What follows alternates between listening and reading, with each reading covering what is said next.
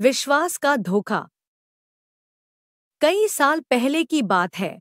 एक छोटे से कस्बे में, जो एक शांत नदी के किनारे बसा था, एक युवक अर्जुन रहता था। अर्जुन अपनी बड़ी बहन काव्या और जीजा रवि के साथ रहता था। काव्या, जो 30 साल की थी, अपनी मधुर आवाज और दयालु स्वभाव के लिए कस्बे में मशहूर थी। उसकी सादगी और हंसी हर किसी को अपनी ओर खींच लेती थी। रवि एक कपड़ों का व्यापारी था, जो अक्सर दूर-दराज के मेलों में माल बेचने जाता था। वह अपनी पत्नी और साले पर पूरा भरोसा करता था। अर्जुन, जो 23 साल का था, अपनी बहन की खूबसूरती और हंसमुख स्वभाव का प्रशंसक था, लेकिन वह अपनी भावनाओं को दबाए रखता था। रवि अर्जुन को अपने छोटे भाई की तरह मानता था और घर की देखभाल की जिम्मेदारी उस पर छोड़ देता था। एक शाम, अर्जुन अपने कमरे में बैठा रवि के लिए कुछ हिसाब किताब लिख रहा था।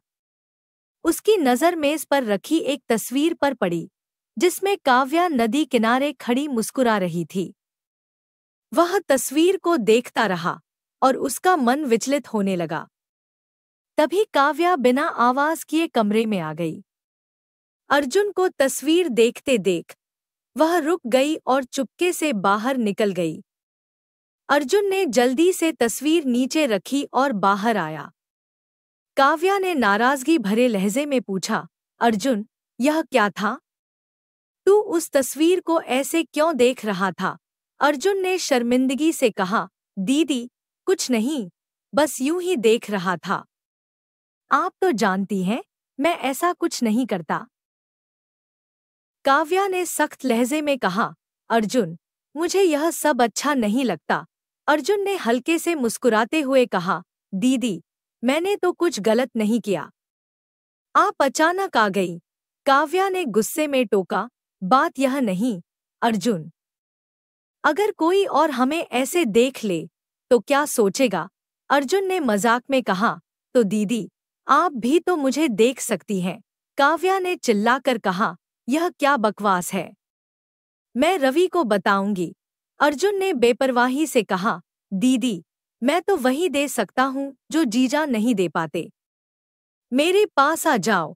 काव्या ने गुस्से से कहा, तू पागल हो गया है, और वह कमरे से बाहर चली गई।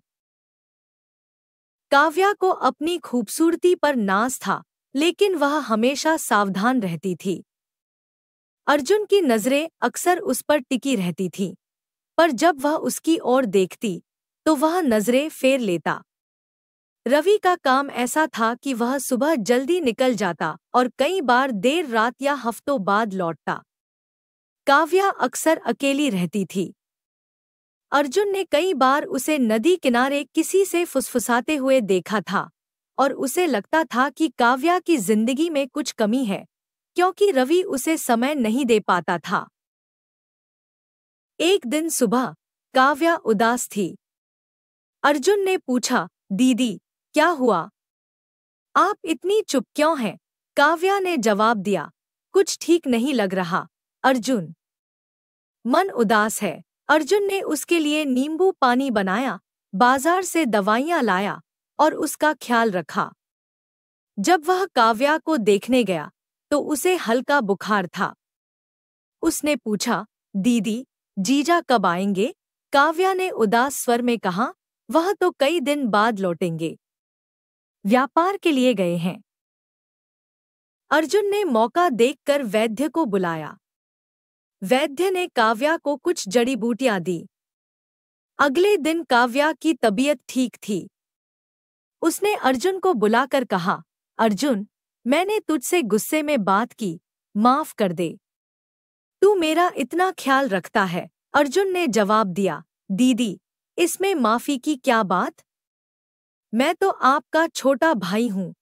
वह अपने दिल की बात कहना चाहता था, लेकिन डर था कि काव्या नाराज हो जाएगी। उसने सोचा, पहले उसका भरोसा जीतना होगा। समय बीतता गया और अर्जुन व काव्या की दोस्ती गहरी हो गई। अर्जुन काव्या के छोटे-मोटे काम करता और काव्या भी उससे खुलकर बात करने लगी। एक दिन काव्या ने कहा, अर्जुन, रवि तो महीने में एक आध बार ही घर आते हैं। तू शाम को मेरे साथ नदी किनारे टहलने चला कर। अकेले बोरियत होती है। अर्जुन का दिल खुशी से नाच उठा। उसे लगा कि काव्या अब उस पर भरोसा करने लगी है। एक रात अर्जुन काव्या के पास गया। काव्या नदी किनारे बैठी चांदनी में सिलाई कर रही थी। अर्जुन की नजर उस पर टिकी थी। वह अपने कमरे में लौटा और जानबूझकर एक पुरानी डायरी जोर-जोर से पलटने लगा ताकि काव्या सुने। काव्या चुपके से आई और हंसते हुए बोली, क्या छिपा रहा है? डर रहा है। अर्जुन ने हंसकर कहा, दीदी, अकेले में मन बेचैन हो जाता है। फिर उसने काव्या का हाथ पकड़कर कहा, दीदी, अगर आप बुरा न माने तो एक बात कहूं? काव्या ने कहा, बोल, मैं नहीं मानूंगी। अर्जुन ने कहा, दीदी, आप इतनी प्यारी हैं। जब से आप इस घर में आई, मैं आपका दीवाना हूं। काव्या ने हल्के से मुस्कुराकर कहा, अच्छा, फिर बता, क्या चाहता है? अर्जुन ने हिम्मत जुटाकर कहा, दीदी, मैं आपके साथ। काव्या ने तुरंत टोकते हुए कहा, अर्जुन, यह क्या बकवास है? अगर रवि को पता चला तो मेरा घर उजड़ जाएगा। अर्जुन ने कहा, दीदी, कोई नहीं जानेगा। हम चुपके से। काव्या ने सख्ती से कहा, नहीं, अर्जुन, मैं तेरी बहन हूं। यह गलत है। और वह चली गई। अर्जुन को ठेस पहुंची, लेकिन उसने हिम्मत नहीं हारी। अगले दिन जब वह नदी से नहाकर लौटा तो काव्या ने हंसते हुए कहा, वाह, आज तो बड़ा अच्छा लग रहा है।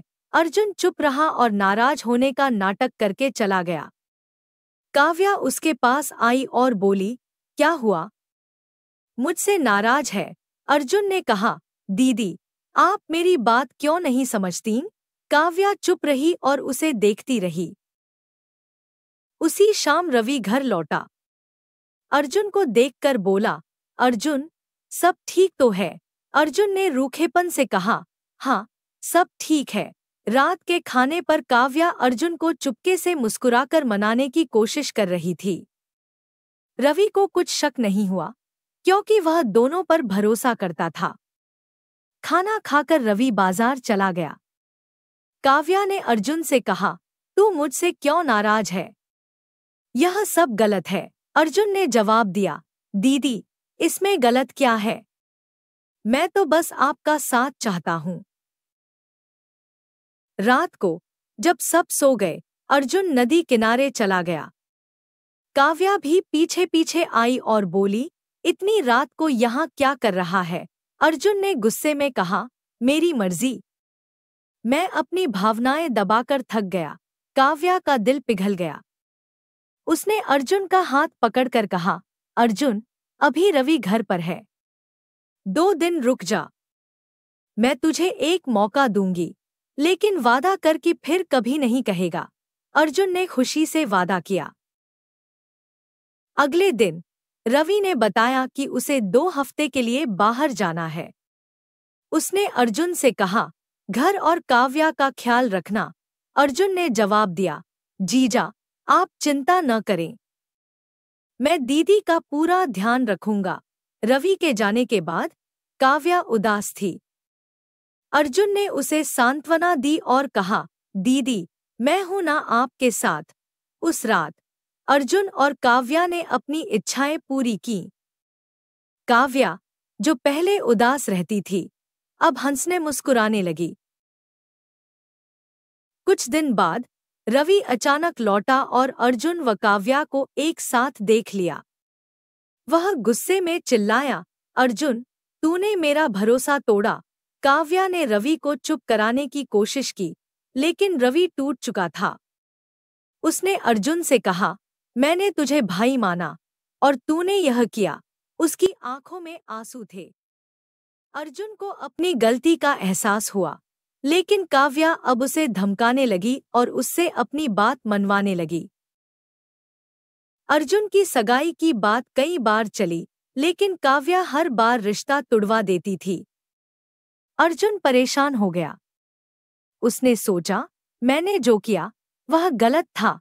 यह कहानी हमें सिखाती है कि आंख मूंद कर भरोसा करना और अपनों को अकेला छोड़ना खतरनाक हो सकता है।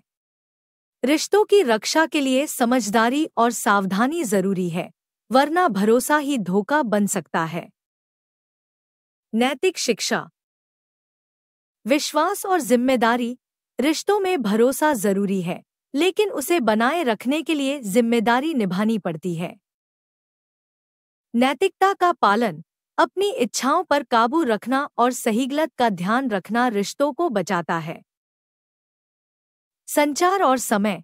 रिश्तों में समय देना और खुलकर बात करना जरूरी है, ताकि अकेलापन गलत रास्ते न ले जाए। गलतियों का परिणाम। एक गलत कदम पूरे रिश्ते को तोड़ सकता है और जिंदगी को जटिल बना सकता है।